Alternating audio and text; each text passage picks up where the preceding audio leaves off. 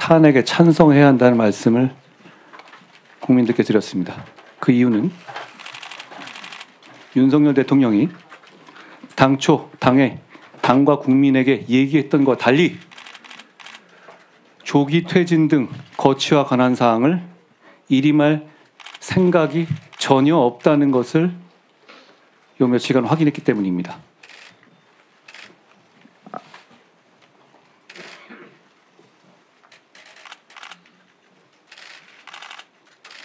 더 나아가 방금 대통령이 녹화로 준비한 것으로 보이는 대국민 담화를 했습니다. 저는 이런 담화가 이루어진다는 사실 자체를 사전에 내용은 물론이거나 전혀 들은 바가 없습니다. 혹시 아신 분 계십니까? 없었죠? 그리고 그 내용은 지금의 상황을 반성하는 것이 아니라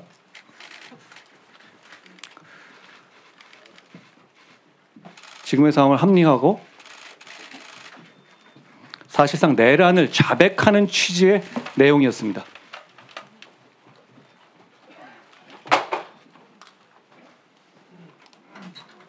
저는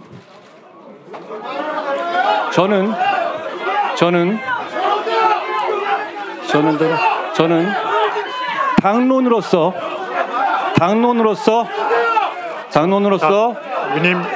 탄핵을 찬성하자는 제안을 드립니다.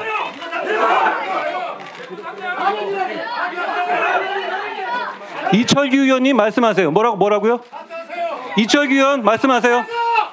강명구 의원 말씀하세요. 말씀하세요. 선관위와 정치인들을 체포하기 위한 의도로 이런 행동을 했다는 걸 얘기했다는 말이에요. 다릅니까? 자, 일어나서 반말하지 마시고 임종덕 의원 일어나서 말씀하십시오. 말씀하세요. 자, 경어를 써주셔야 되지 않겠어요, 임종덕 의원? 자, 지금 이 상황에서 이런 얘기 안 할 수가 없어요. 자, 들으십시오. 그래서 저는 윤석열 대통령을 제명 또는 출당시키기 위한 긴급 윤리위 소집을 지시했습니다. 하실 말씀 있어요, 강명구 의원님?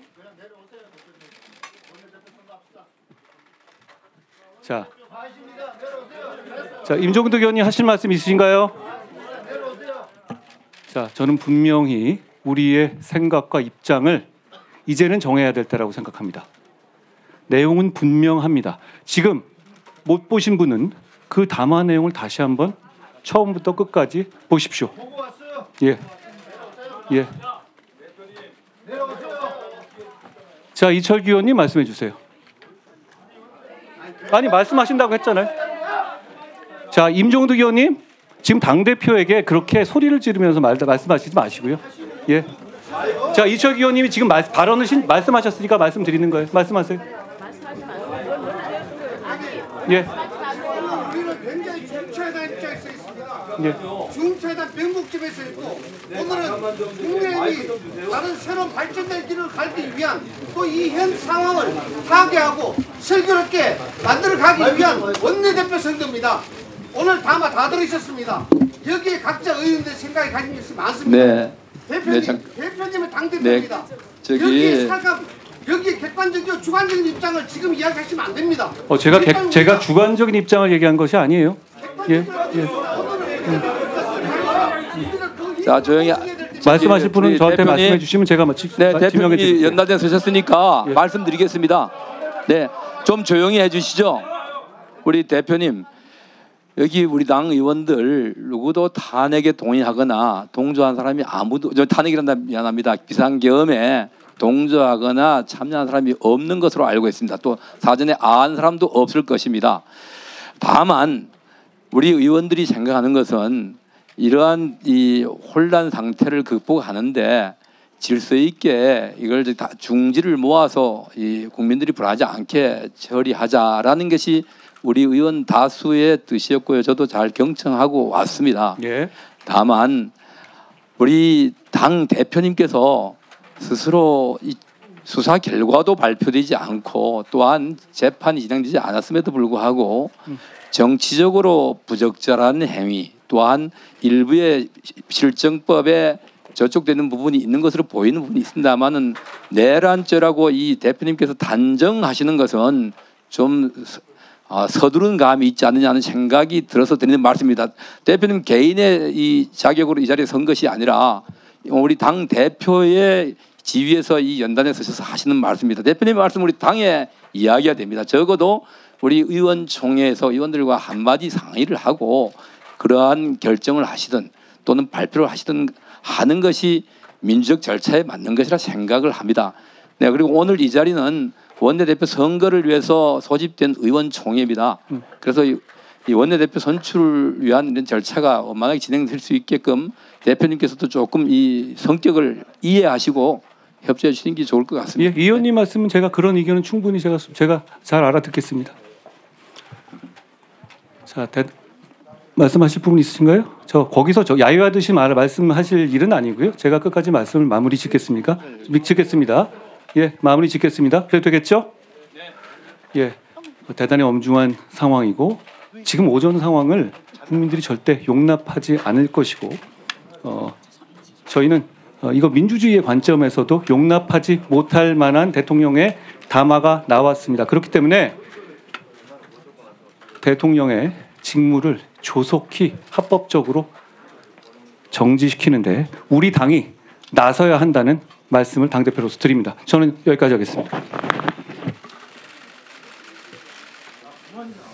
자, 이어서 한동훈 대표의 입장이 나왔습니다.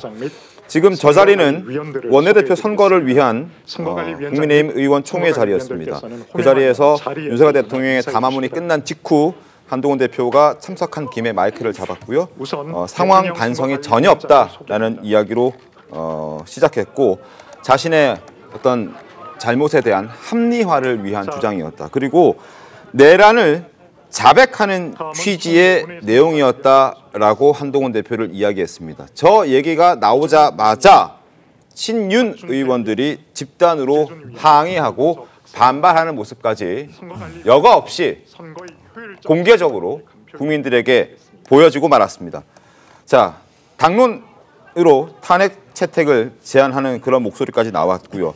거기에서 이제 강명구 의원, 그다음 이철규 의원 목소리가 나왔습니다. 이철규 의원은 마이크를 직접 잡고 수사 결과도 나오지 않았고 재판 시작도 하지 않은 이런 상황에서 당내 의원들과 상의도 없이 갑작스럽게 이렇게 자신의 주장, 자신의 입장을 이야기하는 것은 부적절하다라고 이철규 의원이 목소리를 냈습니다. 거기에 대해서 본인은 알겠다라고 수긍하는 목소리가 났었고 강명구 의원으로 추정되는 목소리가 이제 들렸는데 이 자리는 원내대표 선거를 위한 자리다. 갑자기 당대표 입장에서 본인의 주관적인 이야기를 하면 안 된다라는 목소리가 나왔습니다. 그리고 한동훈 대표는 윤석열 대통령의 제명과 출당을 위한 긴급윤리위를 소집했다라는 목소리까지 일단 저희가 확인할 수 있었습니다.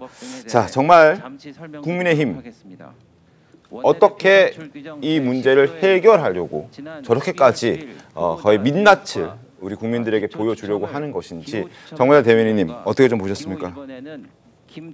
상당히 참담합니다. 지금 저 당내에서 이루어지는 여러 사안들, 사실 의총은 대부분 공개 발언만 있고 나머지는 비공개 상태에서 진행이 되는데 워낙 급작스럽게 정치 상황이 급변하다 보니까 글쎄 한동훈 대표가 자신의 의견을 얘기한 것에 대해서 뭐 다른 의견을 제시하는 분도 있지만 급변하는 정치 상황을 고려해서 당 대표로서 정무적 판단해서 많은 의원들이 모인 곳에서 자신이 갖고 있는 생각을 공유하는 것 분명히 필요하다고 생각합니다.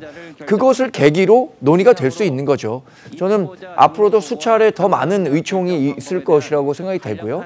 지금 의총은 당장은 다음번 원내지도부, 그러니까 원내대표를 뽑는 선거니까 그 선거가 진행된 이후에 또 한 번 탄핵과 관련해서 어떤 의견을 당에서 마련할 수 있을지 이런 부분들에 대한 논의도 오후쯤에는 다시 재개될 거라고 생각하고 있습니다.